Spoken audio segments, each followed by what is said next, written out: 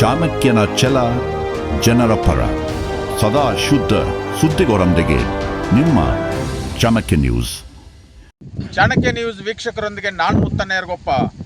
ಬಾಗಲಕೋಟೆ ಜಿಲ್ಲೆ ಬಾದಾಮಿ ತಾಲೂಕಿನ ಮಲಪ್ರಭಾ ಬಲದಂಡೆ ಮತ್ತು ಎಡದಂಡೆಯಲ್ಲಿ ಇವತ್ತಿನ ದಿವಸ ಸಾಕಷ್ಟು ರೈತರು ಸೀಡ್ಸ್ ಮಾಡುವಂಥದ್ದು, ಕಾಟನ್ ಸೀಡ್ಸ್, ಹತ್ತಿ ಬೀಜ ಮಾಡೋಕೆ ಸಾಕಷ್ಟು ಸುಮಾರು ಬಾಗಲಕೋಟೆ ಜಿಲ್ಲೆಯಲ್ಲಿ ವಿಶೇಷವಾಗಿ ಹೊನ್ನಾಳ, ಶಿರಬಡಗಿ, ಕಾಟಾಪುರ, ಮಂಗಳಗುಡ್ಡ, ಚಿಮ್ಮಲಗಿ ಹೀಗೆ ಹಲವಾರು ಗ್ರಾಮಗಳಲ್ಲಿ ಇವತ್ತಿನ ದಿವಸ ಬಾದಾಮಿ ತಾಲೂಕಿನಲ್ಲಿ ಶೇಕಡ ಏನೇ ಇಲ್ಲ ಅಂತಂದ್ರೂ ಸುಮಾರು 1,000 ಹೆಕ್ಟೇರ್ ಜಮೀನು ಇವತ್ತಿನ ದಿವಸ ಇಲ್ಲ ಹತ್ತಿ ಬೀಜ ಮಾಡ್ತಾ ಇದ್ದಾರೆ.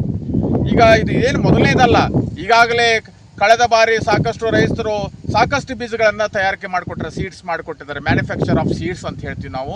ಕ್ರಾಸ್ ಸೀಡ್ಸ್ ಮಾಡಿಕೊಡುವಂಥದ್ದು, ರಾಸಿ ಸೀಡ್ಸ್ ಆಗಿರ್ಬೋದು, ಆಮೇಲೆ ನುಜುವೀಡ್ಸು, ಕಾವೇರಿ, ಹೀಗೆ ಹಲವಾರು ವಿವಿಧ ತಳಿಯ ಇಲ್ಲಿ ಸೀಡ್ಸನ್ನು ಮಾಡಿ ರೈತರು ಈಗಾಗಲೇ ಪ್ರೊಡಕ್ಷನ್ ಮಾಡಿಕೊಡ್ತಾ ಈಗಾಗಲೇ ಬಂದಿದ್ರು. ಈಗ ಬಂದಿರುವ ಸಮಸ್ಯೆ ಇದ್ರೆ ನೀವೆಲ್ಲ ಸುಂದರವಾದ ನೋಡ್ತಾ ಇದ್ರೆ ಇದು ಸುಮಾರು 2 ತಿಂಗಳದ ಬೆಳೆ ಇದು ಹತ್ತಿ. ನಾನು ಇಲ್ಲಿ ನೋಡ್ತಾ ಇರೋದು ಜಮೀನದಲ್ಲಿರುವಂಥ ಹತ್ತಿ 2 ತಿಂಗಳದ ಬೆಳೆ. ಏನಾಗಿದೆ ಅಂದರೆ ಪ್ರತಿ ವರ್ಷ ಅವರು ಎಷ್ಟು ಬೆಳೆಗಳನ್ನು ಬೆಳೆದರೂ ಸಹ ರೈತ ಎಷ್ಟೇ ಅವರು ಹತ್ತಿ ಬೀಜನ ಉತ್ಪಾದನೆ ಮಾಡಬೇಕು, 8 ಕ್ವಿಂಟಲ್ ಎಕರೆಗೆ 8 ಕ್ವಿಂಟಲ್ ಆಗಲಿ 6 ಕ್ವಿಂಟಲಲ್ಲಿ ಎಷ್ಟೇ ಅದನ್ನು ಪ್ರಮಾಣವನ್ನು ಖರೀದಿ ಮಾಡ್ಕೊಂಡು ಹೋಗ್ತಿದ್ರು. ಅದ್ರ ಜೊತೆಗೆ ರೈತರಿಗೆ ಮುಂಗಡವಾಗಿ ತಾವು ಏನು ಬೀಜ ಕೊಡುವಾಗ ತಮ್ಮ ರೈತರನ್ನ ಅನುಸಾರವಾಗಿ ಅವ್ರಿಗೆ 50,000, 1 ಲಕ್ಷ ಏನೋ ಅವ್ರಿಗೆ ಅನುಕೂಲ ಆಗಲಿ ಅನ್ನೋ ದೂರದೃಷ್ಟಿಯಿಂದ ಅವರಿಗೆ ಸಹಾಯ ಮಾಡ್ತಿದ್ರು. ಇದು ಕಾನೂನಾತ್ಮಕ ಅಲ್ಲ, ಯಾರೋ ಒಬ್ಬರು ಏಜೆನ್ಸಿ ಸರ್ಕಾರ ಅಡಿಯಾದಲ್ಲ ಅಲ್ಲ. ನಂಬರ್ 2ನಲ್ಲಿ ಸೀಡ್ಸ್ ಪ್ರೊಡಕ್ಷನ್ ಮಾಡಿ ತಾವೇ ಸ್ವಯಂ ರೈತರ ಜೊತೆಗೆ ಮಾಡಿ ಅವ್ರ ಜೊತೆ ಮ್ಯೂಚುವಲ್ ಅಂಡರ್ಸ್ಟ್ಯಾಂಡಿಂಗ್ ಮಾಡಿಕೊಂಡು ಅವ್ರಿಗೆ ಸರಿಯಾದ ರೀತಿ ಹೋಗ್ತಾ ಇದ್ರು.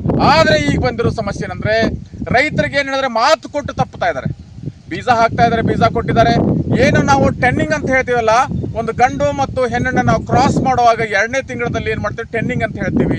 ಅಲ್ಲಿ ಒಂದು ಹೆಣ್ಣಿನ ಜೊತೆ ಗಂಡಿದ್ದಾಗ ಅದನ್ನು ಕಿತ್ಕೊಂಡು ಆಮೇಲೆ ಟೆನ್ನಿಂಗ್ ಮಾಡುವಾಗ ಸಡನ್ ಆಗಿ ಇವ್ರ ಜೊತೆ ರೈತರ ಜೊತೆ ಒಂದು ಮಾತು ಇಲ್ಲ, ನಾವು ಇನ್ಮ್ಯಾಗಿಂತ ನಾವು ನಿಮ್ಮ ಬೀಜನ ನಾವು 4 ಕ್ವಿಂಟಲು 5 ಕ್ವಿಂಟಲ್ ಬೀಜ ತೊಗೊಳಕ್ಕಾಗೋದಿಲ್ಲ, ಕೇವಲ 2 ಕ್ವಿಂಟಲ್ ತೊಗೊಳ್ತೀವಿ ಅಂತ ಹೇಳಿದಾಗ ರೈತರಿಗೆ ದಿಗ್ಭ್ರಮೆ. ಯಾಕೆ ದಿಗ್ಭ್ರಮೆ ಅಂತಂದ್ರೆ ಸಕ್ರಿಯವಾಗಿ ರೈತ 1 ಎಕರೆಗೆ ಏನಿಲ್ಲ ಅಂದ್ರೂ ನಾವು ಗೊಬ್ಬರ, ಬೀಜ, ಎಣ್ಣೆ ಕ್ರಾಸಿಂಗ್ ಮಾಡ್ಬೇಕಂದ್ರೆ 45ರಿಂದ 50 ದಿನಗಳ ಕಾಲ ಕ್ರಾಸಿಂಗ್ ಮಾಡ್ಬೇಕಂದ್ರೆ ಇಲ್ಲಿ ಆಳಿನ ಪಗಾರ ಕ್ಯಾಲ್ಕುಲೇಷನ್ ಮಾಡಿದ್ರೆ ಒಟ್ಟು 1 ಎಕರೆಗೆ 1,50,000 ರೂಪಾಯಿ ಖರ್ಚಾಗುತ್ತೆ. ಇವರು ಲಾಸ್ಟ್ ಟೈಮು 1 ಕ್ವಿಂಟಲ್ಗೆ 42,000 ಕೊಡ್ತೀನಿ ಅಂತ ಹೇಳಿದ್ರು. ಆದರೂ ಸಹಿತ ರೈತರು 43,000 ಕೊಡ್ತೀವಿ ಅಂತ ಹೇಳಿದ್ರು, ಅದಕ್ಕೆ ಆಗ್ಲಿ ಅಂತ ಒಪ್ಕೊಂಡಿದ್ರು. ಆದರೆ ಇವತ್ತಿನ ದಿವಸ 2 ಕ್ವಿಂಟಲ್ ತೊಗೊಂಡ್ರಂದಾಗ ರೈತ ಆಘಾತ ಸ್ಥಿತಿಯಲ್ಲಿದ್ದಾನೆ. ಇದನ್ನ ನಾವು ಕರ್ನಾಟಕ ಘನ ಸರ್ಕಾರ ಮತ್ತು ಜಿಲ್ಲಾಡ ಆಡಳಿತವರು ಇವತ್ತಿನ ದಿವಸ ಏನು ರಾಸಿ ಸೀಡ್ಸು, ನುಜುವೀಡ್ ಸೀಡ್ಸು, ಕಾವೇರಿ ಹೀಗೆ ಹಲವಾರು ಸೀಡ್ಸ್ ಏಜೆನ್ಸಿಗಳು ಇಲ್ಲಿ ಗಜೇಂದ್ರಗಡ, ಕೊಪ್ಪಳ ಜಿಲ್ಲೆಯಿಂದ ಬಂದಿಲ್ಲಿ ರೈತರ ಜೊತೆ ಒಂದು ಮ್ಯೂಚುವಲ್ ಅಂಡರ್ಸ್ಟ್ಯಾಂಡಿಂಗ್ ಮಾಡ್ಕೊಂತಾರೆ. ಯಾವುದೇ ರೀತಿಯಿಂದ ಇವ್ರ ಜೊತೆ ಒಪ್ಪಂದ ಮಾಡ್ಕೊಂಡಿಲ್ಲ, ನಾನ್ ಅಗ್ರಿಮೆಂಟ್, ಮ್ಯೂಚುವಲ್ ಅಂಡರ್ಸ್ಟ್ಯಾಂಡಿಂಗ್ ಇಲ್ದಾನೆ ಇದನ್ನು ಮಾಡ್ಯಾರ. ರೈತರು ಆತಂಕ ಸ್ಥಿತಿ ಅದಲ್ಲ. ನಾವು ನೇರವಾಗಿ ವಾಹಿನಿ ಮುಖಾಂತರ ಹೇಳೋದು, ಯಾವುದೇ ಕಾರಣಕ್ಕೆ ಏನಾದರೂ ರೈತಗೆ ಮಾತು ಕೊಟ್ಟು ಏನಾದರೂ ತಪ್ಪಿದ ನಿಜ ಆದರೆ ಮುಂದಿನ ದಿನಮಾನದಲ್ಲಿ ರೈತರ ಪರವಾಗಿ ಚಾಣಕ್ಯ ನ್ಯೂಸ್ ಉಗ್ರ ಹೋರಾಟದೊಂದಿಗೆ ಎಲ್ಲ ರೈತ ಸಮೂಹದೊಳಗೆ ಅನ್ಯಾಯಗಳನ್ನು ನೋಡ್ಕೋಬೇಕು. ಒಂದ್ ವೇಳೆ ನೋಡಲಿಲ್ಲ ಅಂದ್ರೆ ಕಾನೂನಾತ್ಮಕವಾಗಿ ನಿಮ್ಮ ಮೇಲೆ ದೂರ ದಾಖಲಿಸಿ ನಿಮ್ಮ ಮ್ಯಾಗ ಸೂಕ್ತ ಕ್ರಮ ತಗೊಳ್ಳೋದಕ್ಕಾಗಿ ಮಾನ್ಯ ಮುಖ್ಯಮಂತ್ರಿ ಸನ್ಮಾನ್ಯ ಸಿದ್ದರಾಮಯ್ಯನವರ ಗಮನಕ್ಕೆ ತಂದು ಕೃಷಿ ಸಚಿವರ ಕೃಷ್ಣ ಬೈರೇಗೌಡರನ್ನು ಭೇಟಿ ಮಾಡಿ ಇದರ ಬಗ್ಗೆ ನ್ಯಾಯ ಕೊಡಿಸಿ ಅನ್ನುವಂಥ ಹೋರಾಟ ಆಗುವಂಥ ಸಂಭವನ ದಯಮಾಡಿ ಈಗಾಗಲೇ ರೈತರ ಜೊತೆ ಯಾವ ರೀತಿ ನೀವು ನಡ್ಕೊಂಡಿರೋ ಆ ರೀತಿ ನಡ್ಕೋಬೇಕು. ಇಲ್ಲಾಂದ್ರೆ ಮುಂದಿನ ದಿನಮಾನದಲ್ಲಿ ಕಷ್ಟವನ್ನು ಎದುರಿಸಬೇಕಾಗತ್ತಂತ ಹೇಳಿ ಇವತ್ತಿನ ದಿವಸ ಚಾಣಕ್ಯ ನ್ಯೂಸ್ ಸಾಕಷ್ಟು ವರದಿ ಮಾಡಿದೆ.